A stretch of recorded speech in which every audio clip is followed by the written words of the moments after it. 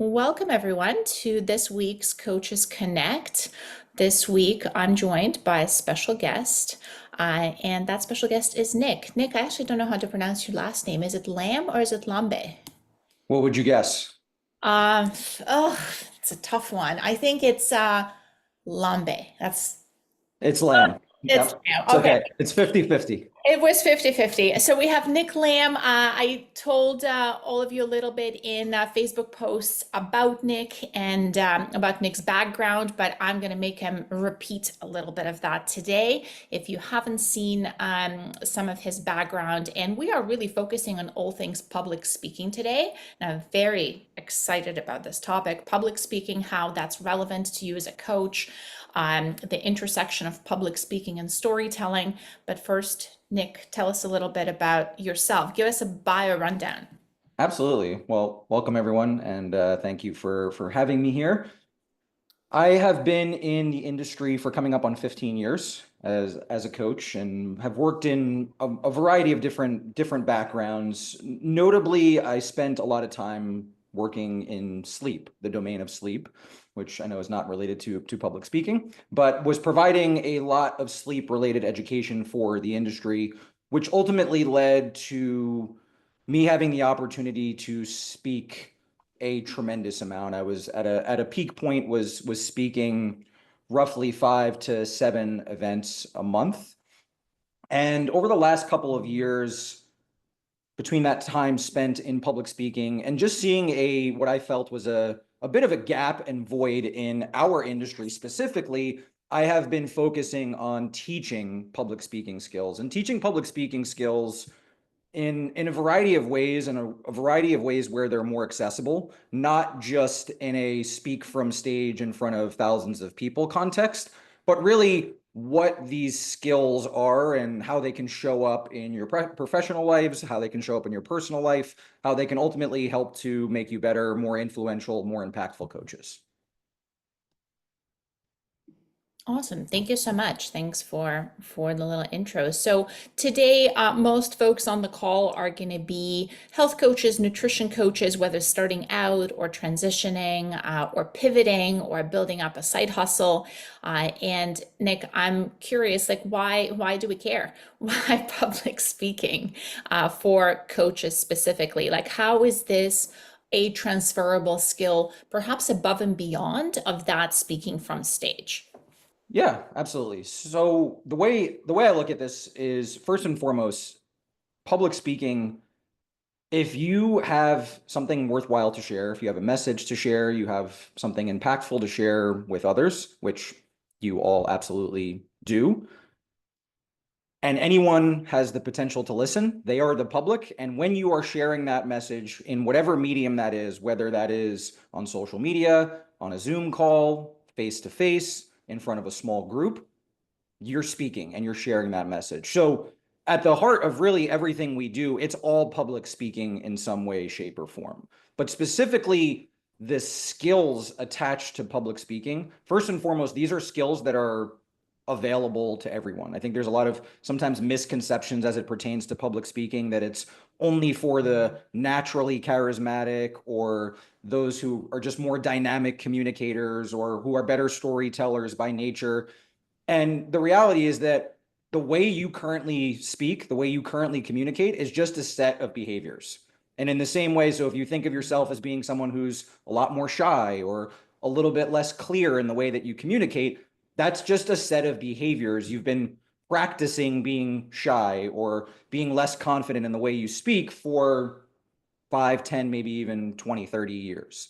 And so, in the same way that those behaviors have developed, you can practice public speaking skills to instill different behaviors, which ultimately attach to a different identity in how you show up. So, when I think of why public speaking and I think of the relevance, I think of public speaking as amplifying who you are, amplifying the best parts of who you are and what you do and what you have to offer, what you stand for. Public speaking is about how you can understand those things better and how you can amplify those things and have them get across in the most clear, impactful, engaging, influential way.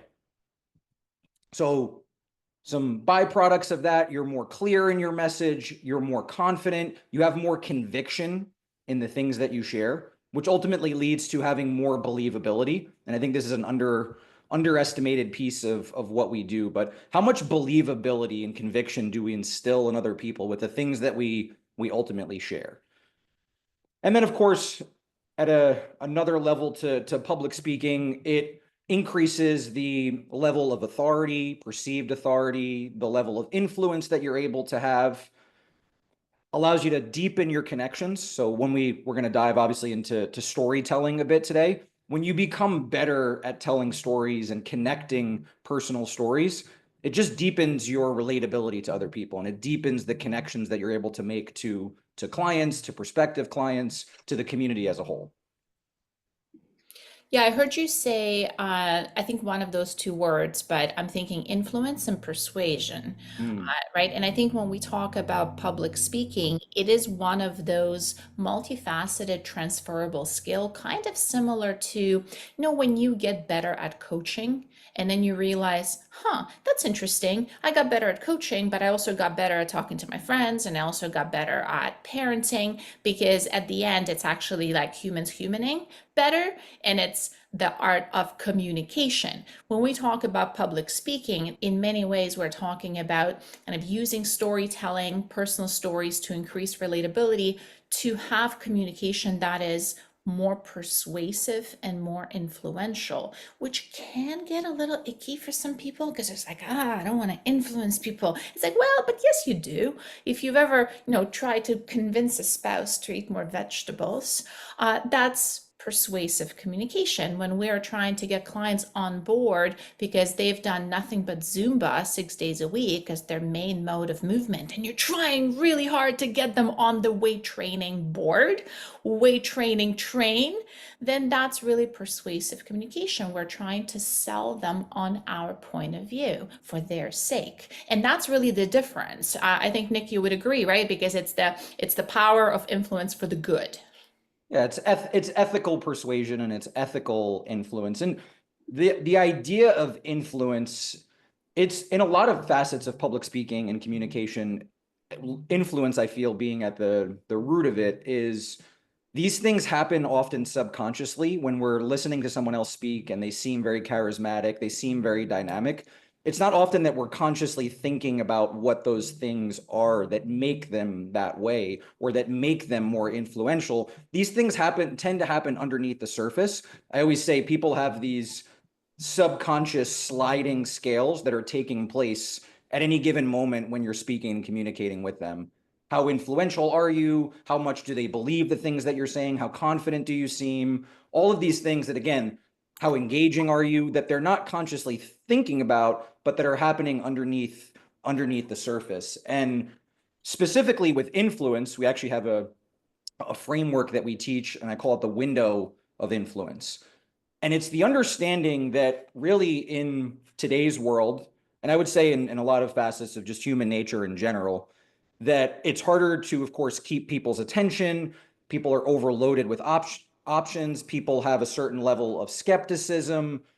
People are naturally in a bit of what I call energy conservation mode as it pertains to what they focus on. So again, whether they're not consciously thinking about it, but subconsciously it's, is this worth my energy? You're all thinking that right now as I'm speaking. Is this worthwhile the energy that it requires to focus and think about this and think about how I might implement it? And all of those things leave a pretty small, what I call, window of influence. So if you think of a window, there is a smaller gap that we actually have to influence people, again, ethically influence them to have a greater impact when we speak and communicate. And when I think about public speaking and I think about the skills attached to them, it is really taking a look at what we're doing to either open that window so we have a greater window of opportunity to influence, or also being mindful of some of the things that we might be doing in the way that we speak that are further closing that window. Because really, we want to give ourselves at least the window of opportunity to influence. So make that window a little bit more open. And then the second piece is we want people to actually step through that window. And stepping through that window is where they are making an emotional investment. This is where they are emotionally connected to the things that we're saying. And if people are making an emotional investment, it's more likely that they are going to make that transformation, take that action, do something differently. Awesome. Well, I think what we do with this space today, because I have a couple of roles here. I want to bring you folks someone interesting, and and my job is done. So here I am. So Nick, I'll pass the reins to you in terms of how you want to spend our time together, because I know you've put way more thought into this than I have. Meanwhile, I encourage everyone on the call to use the chat to put in some questions that you might have for Nick. And I do want to spend the last maybe 10-15 minutes answering some of those questions. And then as you put those in, I know Nick can also glance at those and maybe kind of shape what he's talking about around those questions as well. He might have anticipated some of those already, but how is kind of public speaking fitting into your life and coaching practice right now, if at all? You might want Nick to speak a little bit at like, how do I get my first gig? Do I need to get a gig? What kind of public speaking should I be adding, and what benefit does it have to my coaching practice? So anything and everything, use the chat so we have that there to capture. And meanwhile, Nick, they're yours. Great. Thank you, Kate. Appreciate it. And yeah, I'll just to piggyback on that, I have no problem with going on tangents or going on kind of different deep dives with this. So feel free to drop things into the chat. I'll look at them. And if it's not something immediately directly relevant to what I'm talking about at the moment, we'll come back to it at the end when we have some time for questions. But certainly if it's relevant to what we're focusing on, I am happy to go on any degree of tangents. I want this to be a bit more engaging and interactive. So what I want to do here is twofold. Firstly, I want to just expand a little bit more on this window of influence that I was talking about, because I do think it sets the stage for even further understanding how storytelling can be impactful in the way that you speak and communicate. And then on that second piece with storytelling, I'm going to really walk you through the system that we teach through storytelling, the steps that we employ with storytelling, and really how you can start to storytell in various capacities, and what that looks like, from how you find stories to how you craft them, how you bring the stories to life, how you link those stories to meaningful things that you're doing.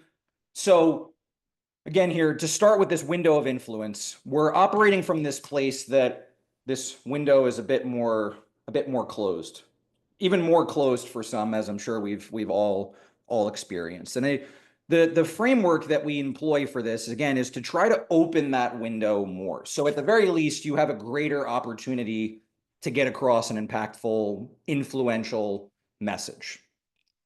So we break this down in A, B, C, D, E in the framework. A is attention. A simple but impactful rule that's been something I've really tried to employ with public speaking over the last number of years is I never, ever, ever, ever, ever operate from the place of assumption that I have someone else's attention. I host an event, Raise the Bar, which I'm wearing the sweatshirt for. People pay to be there. They travel to be there. They're sitting there. It's day one of the event. I'm kicking off the event. Even in that context, I do not assume that I have people's attention, that I have their full, undivided attention with what I'm saying. As a speaker, it is my job to cultivate more of that attention, to be more dynamic with the way that I speak, to try to bring the points I'm making more to life in different ways. For example, through story, through metaphors, through analogy. If I'm varying my rate of speech and I'm varying the amount of melody that I use in my voice, it is naturally making me a bit more engaging and keeping a bit more attention, irregardless of the content of the message. That is just on the delivery side of trying to keep more attention. B is being more memorable. Storytelling, as we're going to talk about, is a huge piece to this because people remember more of what you share in story than they will ever remember more of what you share in information or background or anything else. Stories are hardwired in DNA. It's the way people prefer to consume information and knowledge. So when you're telling stories and you're making your points with story, you are being more memorable. Other ways we can be more memorable, as I mentioned just a second ago, having more melody in your voice. If you've ever heard someone speak and it seems as though they are almost singing a bit as they speak, and there's this natural change in the melody in their voice, think of it this way as an analogy. If you think of whatever your favorite book is that you may have read many times, it's very unlikely that you're able to recite an entire page from that book off memory, even if it's a book you've read many times and you've connected to. But if I asked you what one of your favorite songs were and you needed to recite or give back the words of that song off memory, very likely that you could for many different songs. Average song has about 300 words. Average page on a book has about 300 words. The difference is melody. There's melody, of course, in a song, and it makes it more memorable. C is clarity. This is a massive one.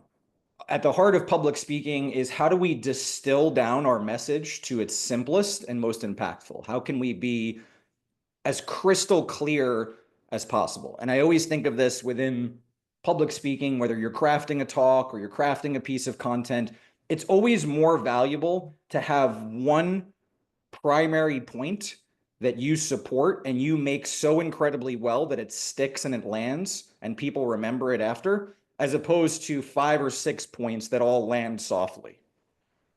And a lot of times when I work with someone on developing a talk that they're giving, the intention, which is coming from a good place, is I want to give more information. I want to give them more content, and that's giving more value. But what ends up happening is people ultimately become a bit more overwhelmed. And when people are overwhelmed, nothing sticks and they do nothing.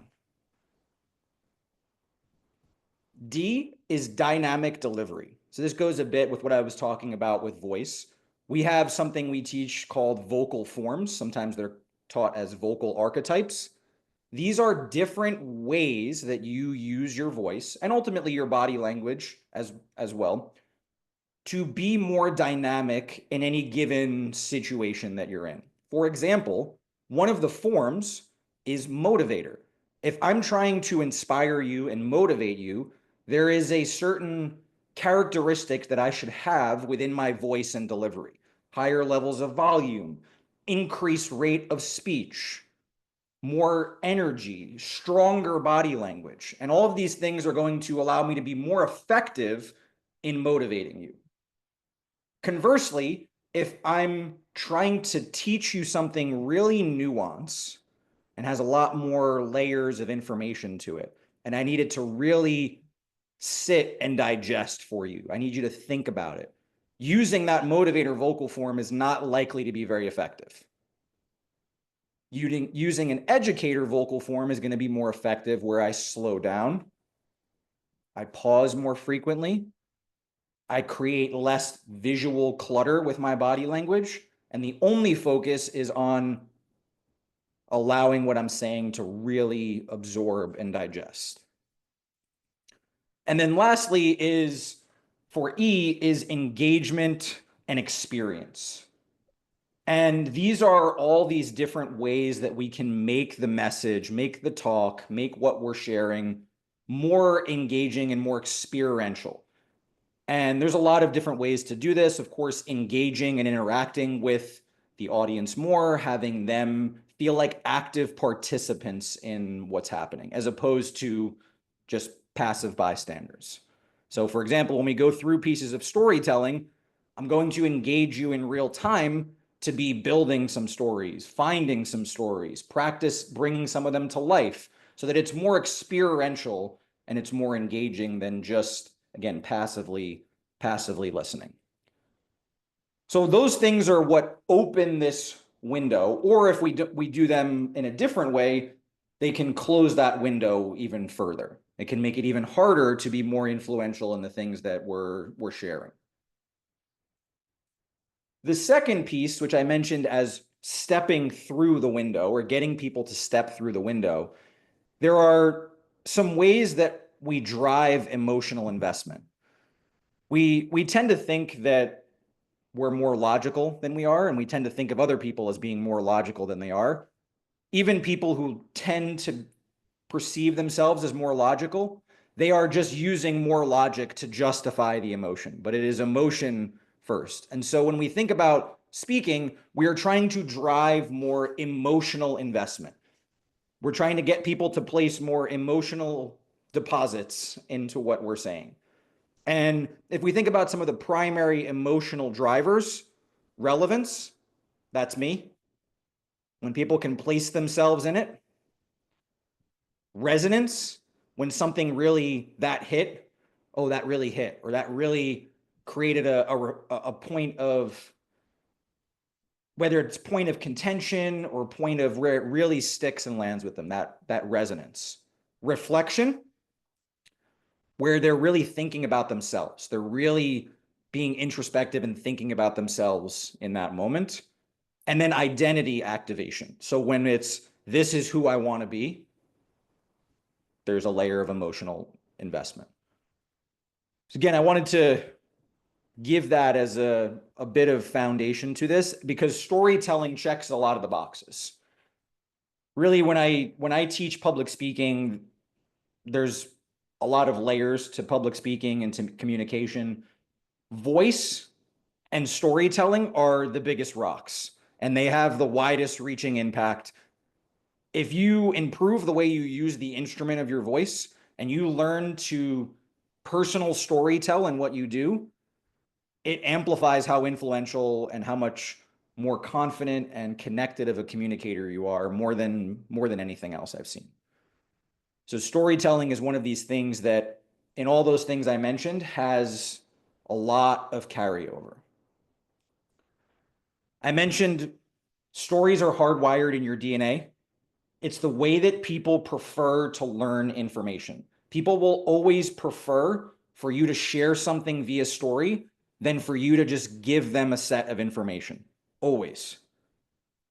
And stories, when they're done the right way, we call it taking up more hard drive space in someone's brain.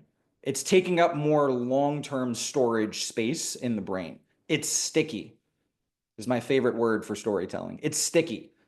It's much more sticky than almost any other form of communicating or sharing information. It drives a lot more of that emotional investment, which will in turn drive more of the action on the other side of it. Think information makes people think, stories can drive people to take action. Some of the misconceptions around storytelling, and I want to address these first and foremost here. The first of which is, and you may be feeling this way, I know I've felt this way at various points, I don't have stories to tell. Or I don't have stories that are meaningful enough or impactful enough. And extending off of that, often this feeling that storytelling is only about the big life-shifting moments, near-death experiences, traumatic experiences. And yes, those can be stories that we tell. But the reality is actually that those big stories are harder to tell.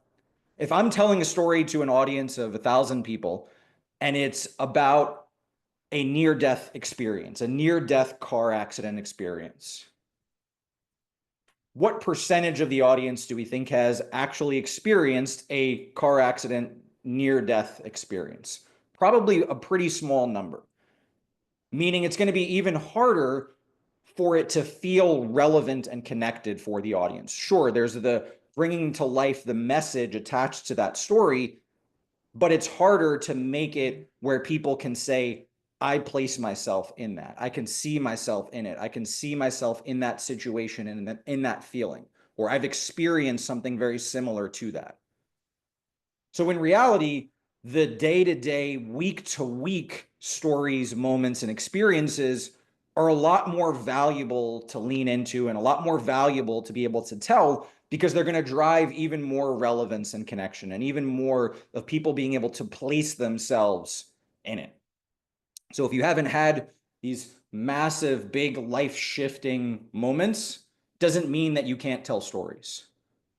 And if you feel as though you don't have stories that happen day in, week out, you absolutely do. The reason why people feel this way and the reason why they feel as though they're not good storytellers is because they don't document their stories. They haven't spent time documenting, finding, and building a story library. And without that, I can teach you about any aspect of the art of storytelling, how to craft a story, how to connect it, but you'll always feel as though you don't have stories to pull from. So the formula that I teach for storytelling, if you look up storytelling formula, you'll find a large number of formulas and systems and options out there. The goal for me is to create it in the simplest way so that you can actually employ it, that you can actually start to tell more stories. So we have a 3-step formula, 3.5 step really. So step 0.5 is discovery and documentation. It is finding your stories and building out your story library. And we're going to start to explore this a little bit here today. And this is going to be the most important thing that I encourage you to continue to spend time with and to continue to make a practice moving forward, because it is about finding the stories from the past, uncovering more of the stories from the past, but it's also about developing the lens to continue to find stories into the future, to develop the lens and a practice to where each and every day you are more cognizant of the things that happen, the stories, moments, and experiences that happen. So we're going to go through a few different prompts here for stories. And Kate, if we can do this can we create some breakout rooms here? Is that? I'm sure we could. I've never used that before, but I do have an option for breakout rooms. And the other thing, I can make you host. Okay, sure. Yeah, if you do, then I'm happy to do the breakouts here. So what we're going to do here is we're going to go into breakout rooms, just groups of two to three. And what we're going to do here, I'm going to give you some prompts, and I'm going to actually drop this here into the chat. And these prompts are going to be first, best, last, and worst. And I'm going to go ahead and mute here because we got someone who just joined us, and oh, no, we're good. And for those categories, I'm going to also provide some prompts that are injury, travel, gift, and car. So for each of these, you're going to pick a prompt. You're going to have a minute or so. You're going to pick a prompt. Then you're going to choose a version. So let's say you pick trouble, and you're going to pick the worst. So you're going to pick the worst trouble that you ever got in. You're going to take a minute, and you're just going to share a 1 to 2 minute story within your small group. This is not aimed in any way to be how you tell the story, how engaging it is, how connect, any of that. This is solely one layer to unpack and uncover how many more stories you have than you think. And we're going to do a couple of these. Okay, so I'm going to drop these here into the chat. And we have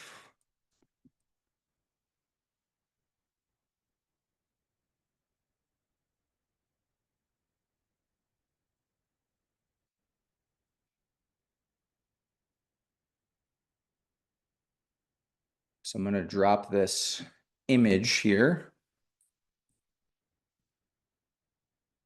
Oh, or not. Oh, it's not letting me attach an image here. Okay, I'll just write it out. That's perfectly fine. So we have first, last, best, and worst. And then we have injury, travel.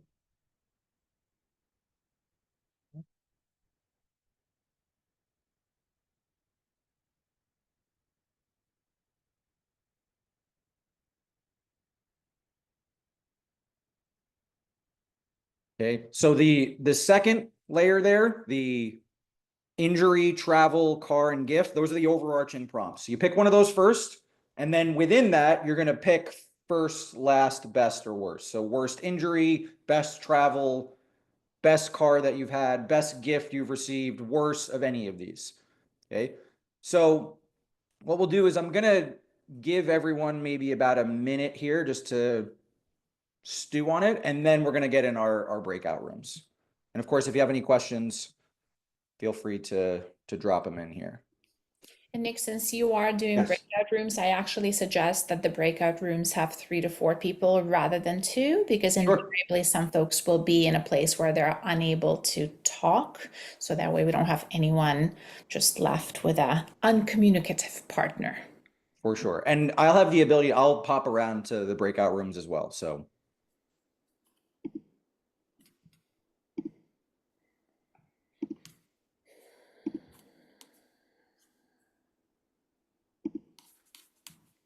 Yes, Anna, go ahead. You have a question? Yeah, sorry, I was just popping in from another meeting. I thought this was a presentation. So when we go into this, are we just doing 2 minutes each, or can you give me I a would, little more? I would say even less than 2 minutes. Let's just do a minute of this. It's also a good kind of initial activity to, we're going to talk about length of story as well and how to piece all of that together, but really try to go for just the condensed version of this, especially being in groups of say 3 or 4 where there may, be 3 or 4 people that all need to go. We're going to try to keep these to about a minute. Thank you. Of course. All right, so we're going to create 5 breakout rooms, which will have 4 participants per room. All right. We're going to open the rooms. It's going to prompt you all to join the rooms. And like I said, I'll pop in and out here.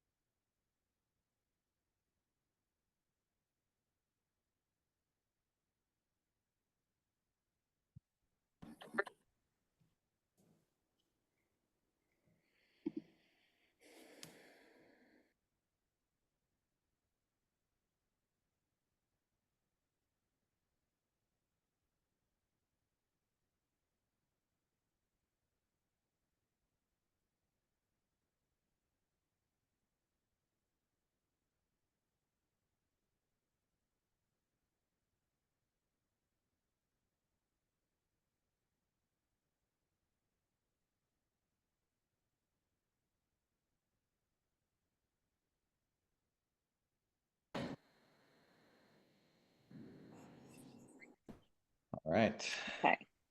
So I think we've got everyone back here. And if you didn't, there likely may have been a few that didn't get through the story, but that's okay. I want to give you a few more prompts. We don't have to work through them in real time, but I want to give you a few more prompts here to do on your own. Again, with the goal of unpacking, finding more stories from the past. I'm just going to go ahead and mute here. And Nick, if you want to get Yes. me co-host, actually, I shouldn't have given up all of my power, because that way I can help with the muting as well as folks Oh, here in no the worries. breakout rooms. Sure. I hurried and I gave that power away so quickly. You know how You did, but I give up I control. already gave it back. Thank you. So that's one simple prompt is these first, last, best, and worst. And the categories I gave are just kind of more general categories. You can come up with some of your own categories that you use for this as well.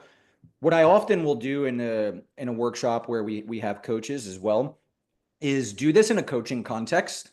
So same thing, but give some prompts such as client win, coaching doubt, a learning moment, a journey, and do the same thing. Create and find your first, best, last, and worst. With the goal here, you're trying to find the relevant, relatable stories and moments here for other prospective clients, right? The more of these that we can find that are even directly relevant, as we always know, we get some of our best content and our best teaching moments with clients that we can ultimately then share in the future with other clients. Sorry, can you repeat that? Sorry to jump in. What was it? Client win, coaching doubt. Learn a learning moment. So like think of a difficult client, and then journey. So like a fitness journey or just a journey in general.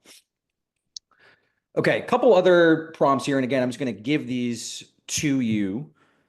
The first of which is for past stories, and this could be a fun activity to do by yourself. It's also a fun activity to do with someone who knows you well and has been in your life for a while.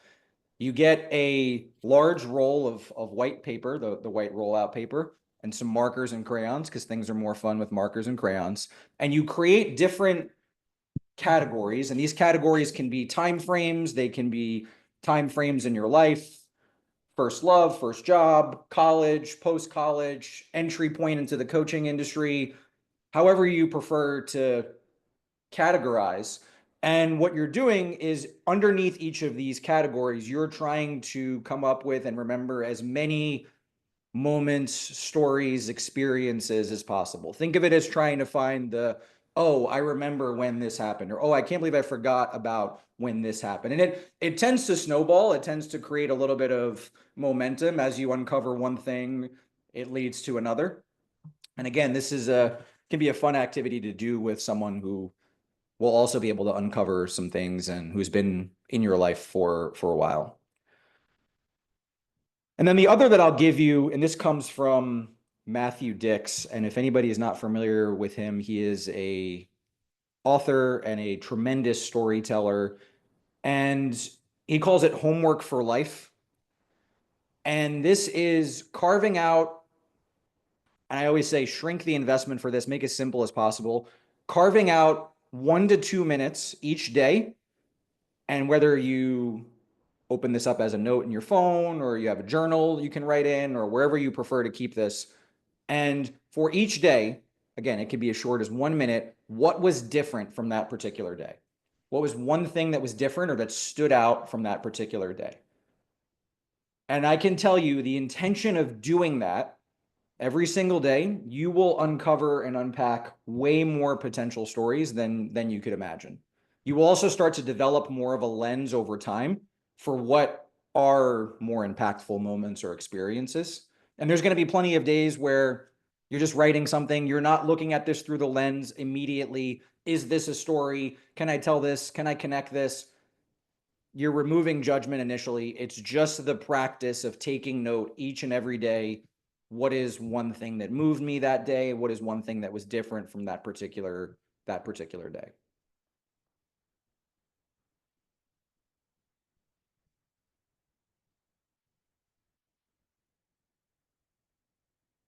So beyond the documentation and building of, again, what we call the goal there is to build your story library. So from the past, in the present, and looking forward to the future, it's to build a library of stories. And I'll encourage again, I'll say this again, you have to initially do this without the judgment and expectation of all of them becoming stories, of all the things that you're listing in your story library. In fact, a majority of them will not be stories or be something that you craft into a story. And that's okay. But if you start to go into this, whether it's in past or it's you're doing homework for life, and you're going in already with this lens of, how can I tell this story? How can I make this story relevant to a client? Or how can I make this story relevant in content? Or you're going to stop doing it pretty quickly. So remove that lens initially. And I'm going to talk about the connection point of stories here as well. But the documentation and discovery of stories is far and away the most important, most foundational thing to do in order to be able to tell more stories. So the next piece is what we call the art of storytelling, or what I call bringing your stories to life.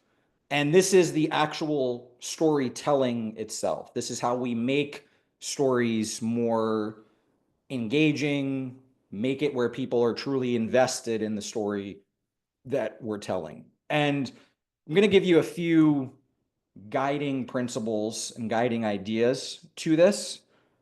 And then I'm going to give you an example telling a story about something that is not exciting, but hopefully we can make it a little bit engaging, just so you get an idea.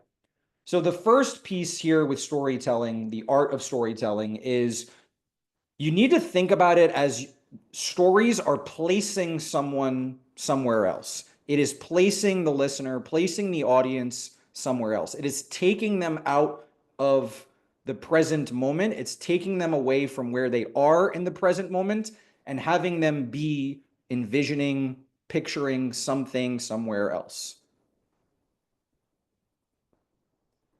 Within that, in order to continue to do that over the course of a story, you need to bring the story to life. And what really the way in which we bring a story to life is we include more sensory elements in the story.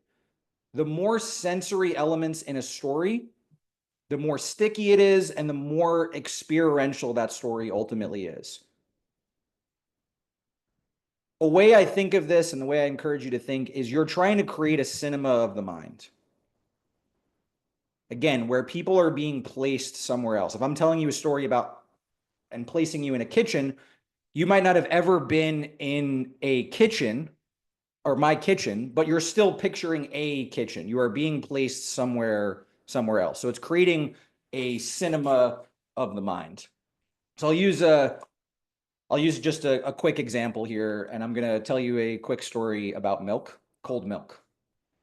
And I love cold milk. I absolutely love cold milk. I always have. It's something, maybe it's nostalgic from being a kid, but I've always loved cold milk. So I have two young daughters, and it was one of those nights where I was craving a glass of cold milk, a nice glass of cold milk, and both my daughters were just giving me a hard time going to sleep. It was an extended bedtime. Finally, they were asleep. I come out ready for my magical glass of milk. I open the fridge and there's this much milk left in the container. And I start to panic.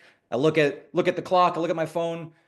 I have just enough time to make it to the grocery store. So I get in my car, drive way faster than I should for a glass of milk, run through the supermarket, get to the back of the grocery store.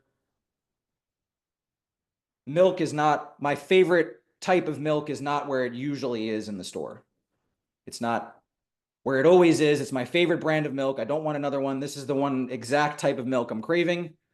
Finally, I find it, moved to a different section. So as I'm racing back through the aisles to go to check out, I can feel my mouth salivating. I'm getting more and more excited. My heart's beating a little faster. I'm ready. The time is getting closer and closer for that glass of milk. So I get in line, get to the checkout, and just as I put the carton of milk on the belt, I realize I've forgotten my wallet.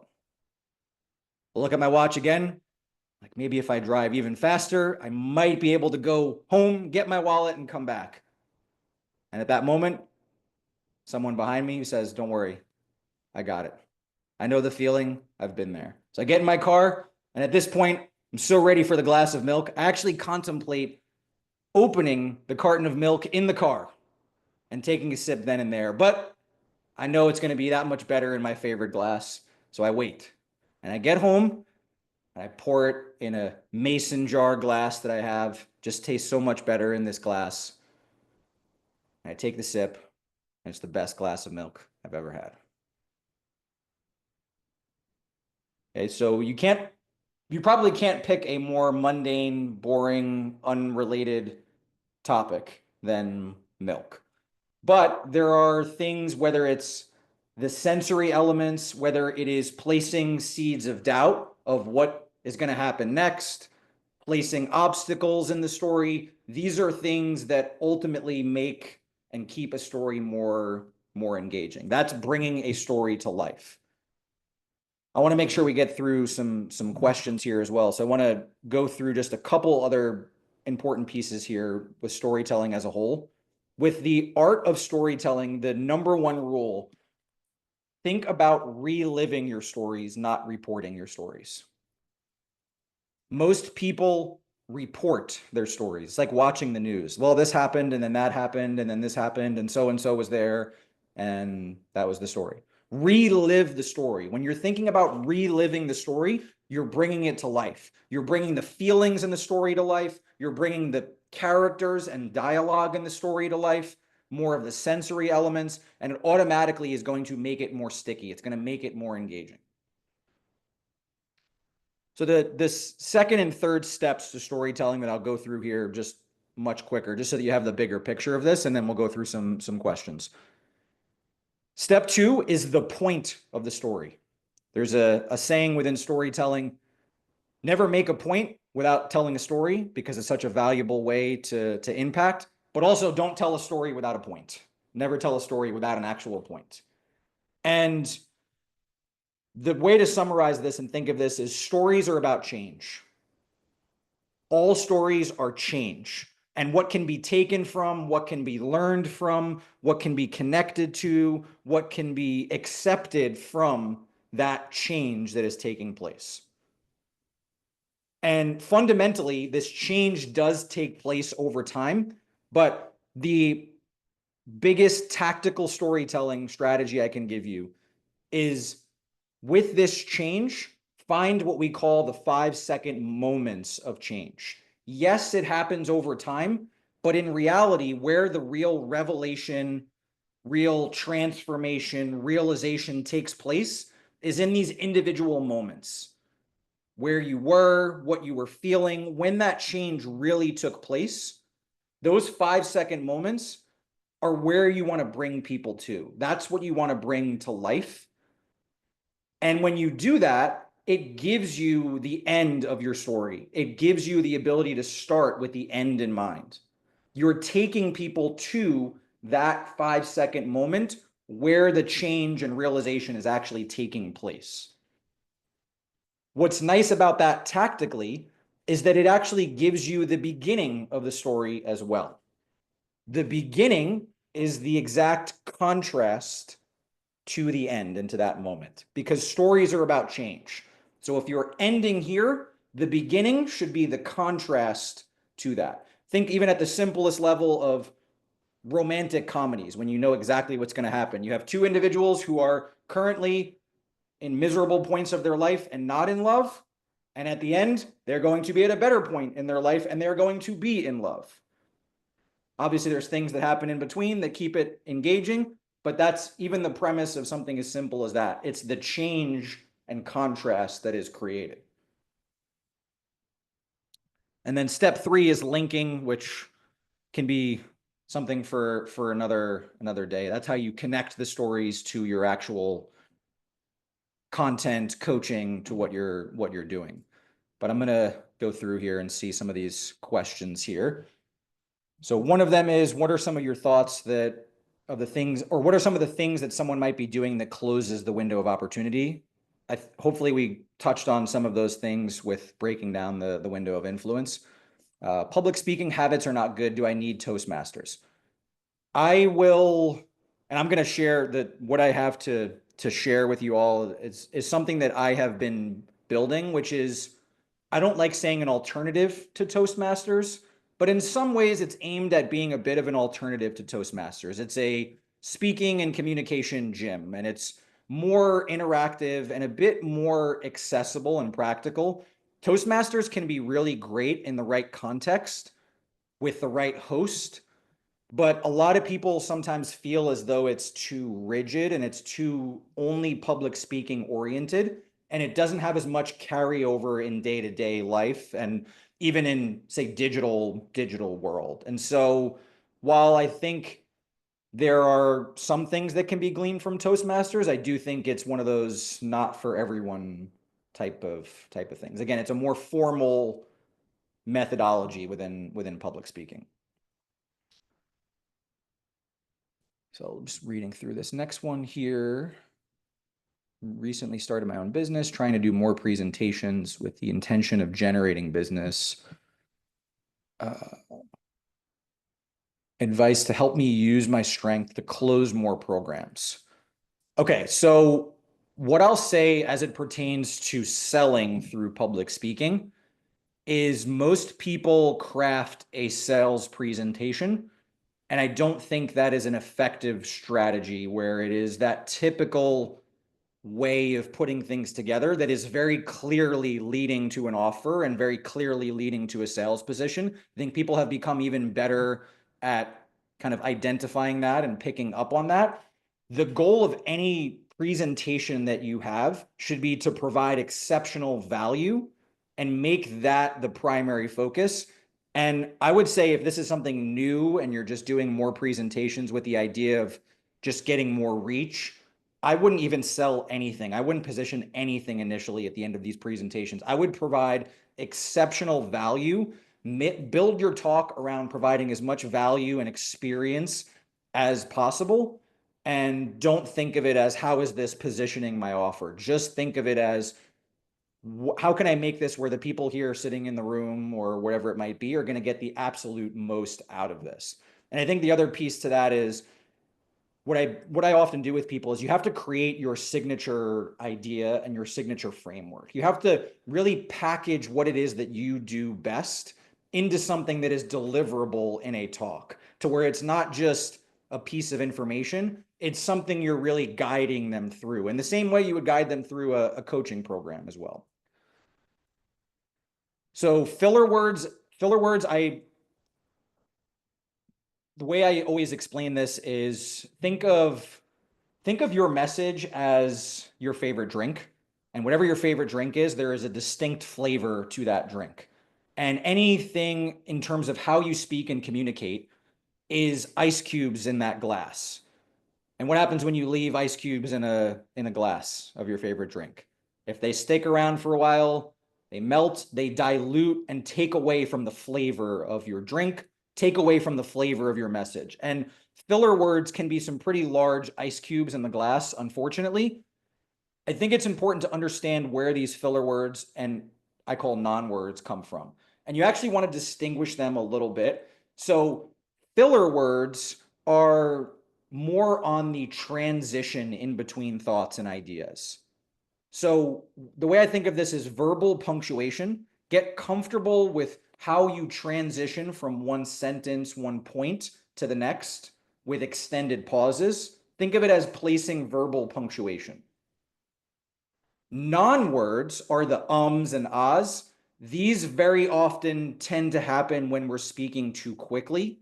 And when we haven't developed, one of the other things that I think is so important and that we try to focus on a lot is this improvisation ability, which is really developing your mind-mouth connection. So many of us just have so many ideas and we're able to articulate them in our head, but the connection to mouth and voice hasn't really been developed. And it is a skill that we need to develop. And when there's a gap there, we tend to have our mind going quicker than our mouth is able to keep up. And this is where we often see a lot of those non-words. And so getting comfortable with extended pauses and practicing this improvisation ability are two important strategies there. Well, I want to be respectful of everyone's time, but before I let everyone go, Nick, I'm curious, where might we find you? And is there a place, an event, a course that you have coming up if folks just want to learn more about how they can approach public speaking as a skill, because that's what it is, and getting some opportunities to practice? Yeah, absolutely. So if it's okay, I don't know if it'll let me drop as an image. I just have it's a QR code. So like I alluded to with the Toastmasters question, what I am building is essentially an online gym and community space for speaking and communication skills, for continual reps, for practice, for feedback. Think of it as three-part, where one part is communication gym, another part is a social club to get dedicated feedback. And then the other is a speaking and communication hub. So we'll have mini courses and challenges and courses around all aspects of public speaking as well. So I am launching the club June 9th, and we have a wait list. And what we're doing with the wait list is, for anyone who joins the wait list, you get a complimentary discovery call. So it's just an individual call to dive in. You can send a piece of you public speaking ahead of time, so it can be more dedicated feedback. It can be just talking more about your own public speaking goals and outlook, some of the things that you want to do, whatever makes the most sense. So it's not letting me attach an image, and I don't know if that's... Nick, if there's a direct link, you should be able to copy and paste the link in the chat. Sure. Also, just get me whatever places that folks can find you, and I will be sharing it along with the replay of this call in the Facebook group as well. Meanwhile, just as an example as well, I wanted to dig up a video of a storytelling event that I participated in a couple of years ago. And for folks who are curious, I will encourage you to watch it and actually see if you can pick up on some of the principles that Nick was talking about today, in terms of, getting folks into the story. Where did I start? How did I kind of build that particular story? And as a little bit of background info for you, I worked with a storytelling coach to craft that story for the stage. There is a trigger warning. It is about pregnancy loss, but it is also very funny, if I say so myself. So, and if you're curious how the hell you can make those two happen, then here's an exercise for you. If you end up watching it and you love it or you hate it, find me on Facebook, on Instagram, and let me know how you enjoy it. And also I am very passionate about storytelling, which is why I really wanted to bring Nick here today. And I know some of you do get a newsletter from me every week where I try use storytelling and coaching together. So Nick, anything else that you wanted to add and wrap up? No, I think that's it. It's not letting me drop the link here for some reason. It keeps saying unable to send file due to admin So I restrictions, think, but assume at least the way we have it set up, I don't think it can do uploads or attachments, but if you that's have fine. an actual link, Oh, it isn't. Yeah, it's an actual link, but it's not letting me even do Oh, that, which is...